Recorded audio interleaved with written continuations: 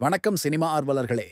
இன்று நாம் பார்க்கப் போகும் திரைப்படம் ஒரு உண்மைக் கதையை அடிப்படையாகக் கொண்ட ஸ்டீவன் ஸ்பீல்பர்க் இயக்கத்தில் வெளியான catch me if you can.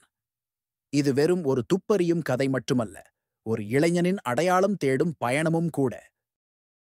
Frank அபேக்னேல் junior Leonardo டிகாப்ரியோவாக தனது தந்தை ஃப்ராங்க் சீனியரை கிறிஸ்டோபர் வால்கன் ஒரு ஹீரோவாக பார்க்கிறார். அவரது தந்தை வசீகரமானவர், ஆனால் நிதி ரீதியாக மிகவும் சிக்கலில் இருக்கிறார்.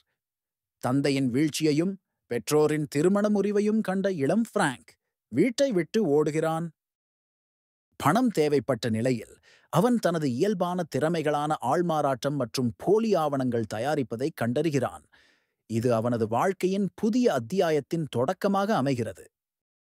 ஃப்ராங்க் முதலில் பான் ஆம் விமானியாக நடித்து காசோலைகளை போலியாக உருவாக்கி ஒரு ஆடம்பரமான வாழ்க்கையை வாழ்கிறான்.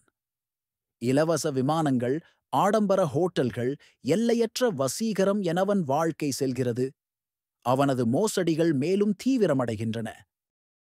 ஒரு மருத்துவமனையில் மருத்துவராகவும் பின்னர் ஒரு வழக்கறிஞராகவும் நடிக்கிறான். அவனது திறமைகள் அவனை பிடிப்பது மிகவும் கடினமாக்குகின்றன.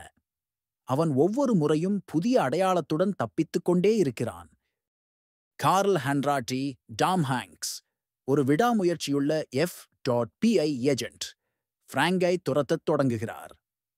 அவர்களின் உறவு ஒரு புத்திசாலித்தனமான போராக மாறுகிறது, ஆனால் அது தனிப்பட்டதாகவும் மாறுகிறது.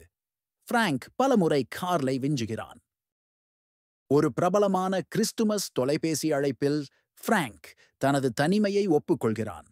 காலப்போக்கில் கார்ல் ஃப்ராங்கை ஒரு குற்றவாளியாக பார்க்காமல் தொலைந்து போன திறமையான ஒரு பையனாக பார்க்கிறார்.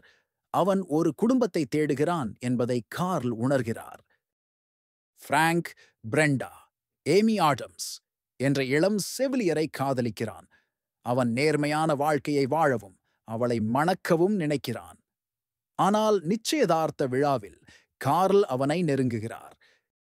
ஃப்ராங்க் தப்பி ஓடுகிறான், ஆனால் அவனால் என்றென்றும் தப்பிக்க முடியாது என்பதை உணர்கிறான்.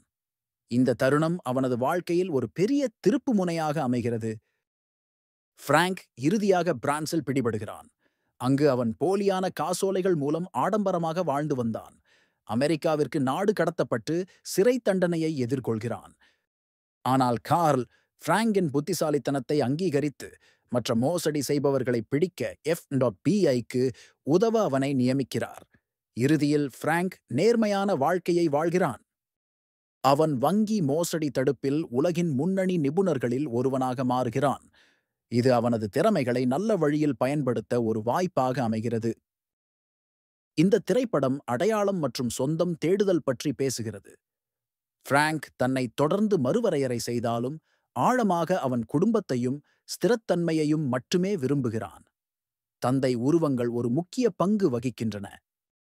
அவனது தந்தையுடனான பிணைப்பு, உடைந்த கனவுகள் மற்றும் கார்லுடனான பிணைப்பு, ஒழுக்கம் மற்றும் மரியாதை அவனை வடிவமைக்கின்றன. வசீகரம் மற்றும் யதார்த்தம் இடையே உள்ள வேறுபாட்டையும் படம் காட்டுகிறது. மோசடியின் கவர்ச்சி தனிமையின் வெறுமைக்கு வழிவகுக்கிறது. மீட்பு என்பது மற்றொரு முக்கிய கருப்பொருள். ஃப்ராங்க் தனது திறமைகளை நல்ல வழியில் பயன்படுத்த ஒரு வழியை கண்டறிகிறான். இது அவனது வாழ்க்கைக்கு ஒரு புதிய அர்த்தத்தை அளிக்கிறது. இந்த படத்தின் தொனி லேசானது, ஜாஸ் இசை போன்றது, வேகமானது. இது விளையாட்டுத்தனமானது, ஆனால் உணர்ச்சி பூர்வமானது. காட்சி பாணி பிரகாசமான 1960களின் விவரங்கள், மென்மையான கேமரா அசைவுகள் மற்றும் துடிப்பான உடைகள் ஆகியவற்றை கொண்டுள்ளது. ஜான் வில்லியம்ஸின் ஜாஸ் இசை துரத்தலை ஒரு வேடிக்கையான அனுபவமாக மாற்றுகிறது. டிகாப்ரியோவின் வசீகரமும் பாதிப்பும் ஹாங்ஸின் அரவணைப்பும் ஸ்திரத்தன்மையும் படத்திற்கு உயிர் கொடுக்கின்றன. படத்தொகுப்பு வேகம் ஃப்ராங்கின் விரைவான சிந்தனை மோசடிகளை பிரதிபலிக்கிறது. Catch me if you can என்பது ஒரு குற்றக்கதையை விட அதிகம். இது ஒரு குடும்பத்தை தேடும் ஒரு பையனை பற்றியது. அதே நேரத்தில் அவன் தந்தை உருவங்களிலிருந்து ஓடி அவர்களை நோக்கியும் ஓடுகிறான். இது ஒரு அற்புதமான சினிமா அனுபவம். ஒன்றாஸ் இந்த வீடியோவில் உங்களுக்கு பயனுள்ள மற்றும் சுவாரஸ்யமான தகவல்களை பகிர்ந்து கொள்ள இருக்கிறோம். வீடியோவை முழுமையாக பாருங்கள், உங்களுக்கு பிடித்திருந்தால் லைக் செய்யவும், ஷேர் செய்யவும் மற்றும் எங்கள் சேனலை சப்ஸ்கிரைப் செய்ய மறக்காதீர்கள். உங்களின் ஆதரவு எங்களுக்கு மிக முக்கியம்.